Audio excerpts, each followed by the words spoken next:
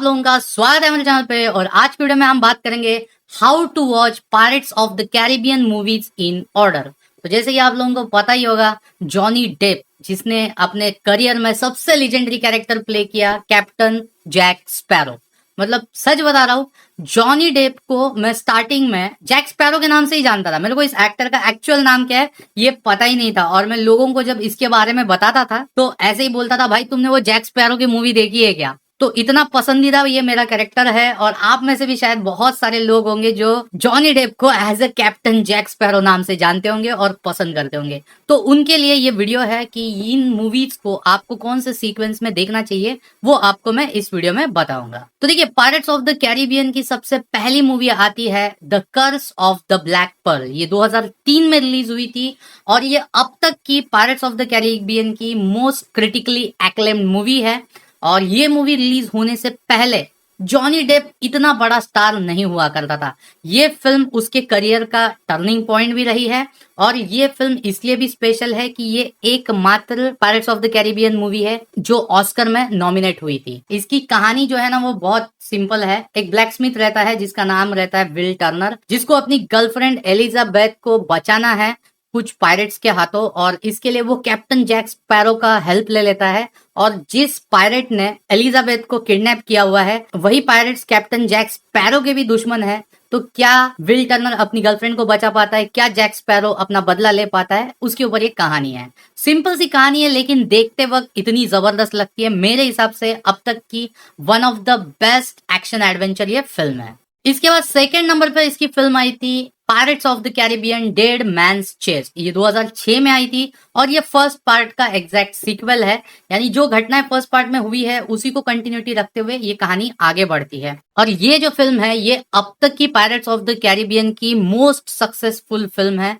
इसने $1,066,000,000 का business box office पे किया था। और एक्चुअली इस मूवी के वजह से ये सीरीज जो है वो सबसे ज्यादा पॉपुलर हुई। अभी इस फिल्म की जो कहानी है ये स्टार्ट होती है वहां से जहां पे लॉर्ड कटलर बेकेट जो है ये ईस्ट इंडिया कंपनी के लिए काम कर रहा है। और ये विल और एलिजाबेथ इनको अरेस्ट कर लेते हैं क्योंकि इन्होंने जैक स्पैरो की हेल्प की थी। और जैक स्पैरो भी एक पायरेट रहता है तो इस वजह से उनको फांसी की सजा हो रही होती है। और स्टार्टिंग में ही जैक स्पैरो आके इनको बचा लेता है। और उसके बाद जो हंगामा होता है वो आपको इस फिल्म में देखने को मिलेगा। ये फिल्म जो है ये सीरीज की अब तक की सबसे ज्यादा सक्सेसफुल फिल्म रही है। और इसी फिल्म की सक्सेस देखते हुए जब इस फिल्म का थर्ड पार्ट आया, इस पार्ट का नाम था Pirates of the Caribbean At World's End. ये 2007 में आया था।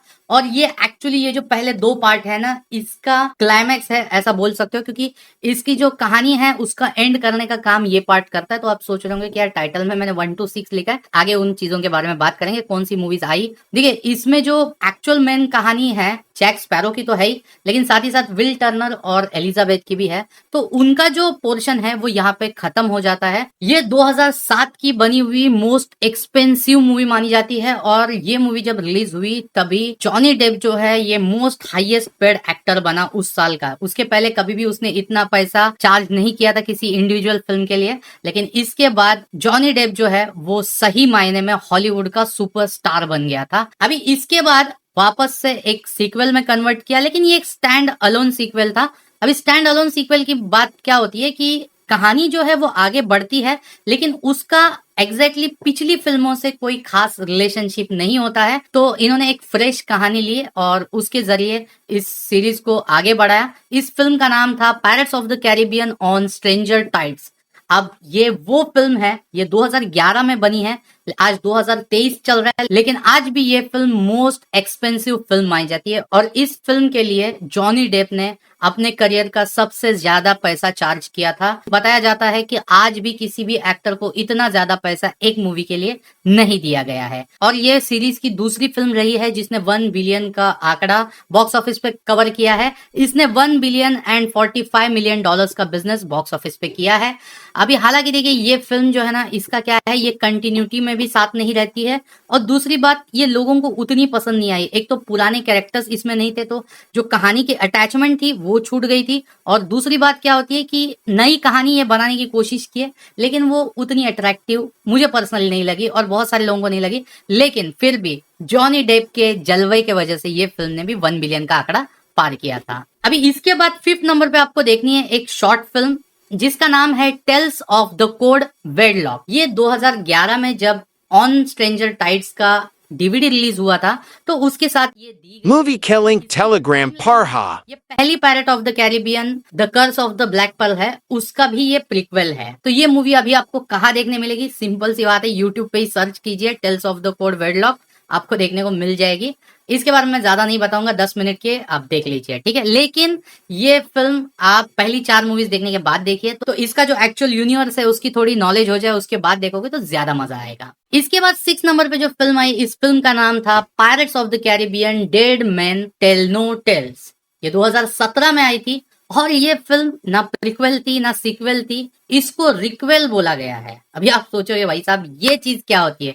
प्रीक्वेल सुना है, सीक्वल सुना है, रिक्वेल क्या होता है? तो देखिए रिक्वेल एक ऐसी चीज को कहा जाता है, इसको आप रिबूट भी बोल सकते हो कि सीरीज को वापस से पूरा रिबूट किया, लेकिन एग्जैक्टली रिबूट भी नहीं किया होता है। इसमें कुछ पुरानी फिल्मों के रेफरेंसेस भी होते हैं, लेकिन साथ ही साथ एक ऐसी कहानी दर्शाई जाती है जिसको एकदम नए सिरे से स्टार्ट किया है। यानी ये उनका सीक्वल है ऐसा भी नहीं बोल सकते हो आप, और एकदम सी नई फिल्म है ऐसा भी नहीं बोल सकते हो। ये फिल्म भी $320 मिलियन के बजट में बनी, लेकिन इसने बॉक्स ऑफिस पे उतना अच्छा परफॉर्म नहीं किया। इसने सिर्फ $794 मिलियन का बिजनेस किया। प्रैक्टिकली ये फिल्म जो है ना बहुत सारे क्रिटिक्स को और ऑडियंस को उतनी पसंद नहीं आई, लेकिन ऐसा नहीं है कि बॉक्स ऑफिस पे ये असफल रही है, बॉक्स ऑफिस पे पैसा कमाई।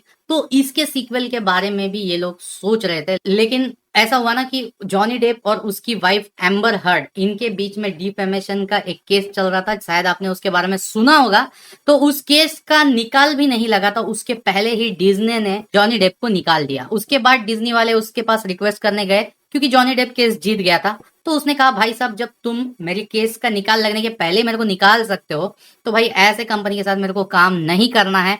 और इस वजह से 6th पार्ट जो है वो डेवलपमेंट में था, लेकिन वो कभी पूरा ही नहीं हो पाया। और आपको पता है कि भाई ये मूवी की जो सीरीज है इसमें जॉनी डेप के अलावा किसी और को देखना जैक स्पैरो के रोल में बिल्कुल मजा नहीं आएगा। साथ ही साथ इसकी 2 स्पिन ऑफ फिल्म्स डेवलपमेंट में है ऐसी खबर आई है। एक खबर ये कहती है कि मार्गोट रॉबी यानी जो हार्ले क्विन का रोल प्ले कर रही है डीसी कॉमिक्स की मूवीज में, उसकी एक स्पिन ऑफ फिल्म रहेगी पायरेट्स ऑफ द कैरिबियन की, ऐसी भी खबर आई है। और उसी के साथ साथ एक अलग और स्पिन ऑफ फिल्म आ सकती है, ऐसे इसके जो प्रोड्यूसर है जेरी ब्रकहेमर उन्होंने कहा है, लेकिन एग्जैक्ट अभी ऑफिशियल न्यूज फाइनल नहीं हुई है। तो जब वो आएगी तब मैं आपको बताऊंगा। फिलहाल पायरेट्स ऑफ द कैरिबियन के ऊपर इतना ही अपडेट है। अगर वीडियो आपको अच्छा लगे तो वीडियो को लाइक करना, चैनल पे आप फर्स्ट टाइम हो चैनल को सब्सक्राइब करना। अब मिलता हूं मैं आपको और एक ऐसी वीडियो के साथ, तब तक के लिए गुड बाय।